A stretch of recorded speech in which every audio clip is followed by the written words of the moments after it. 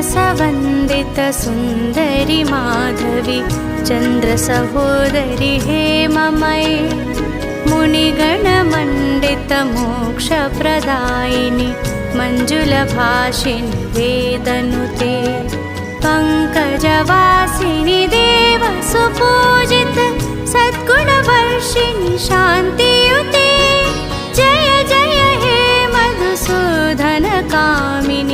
आदिलक्ष्मि सदा पालय माम्।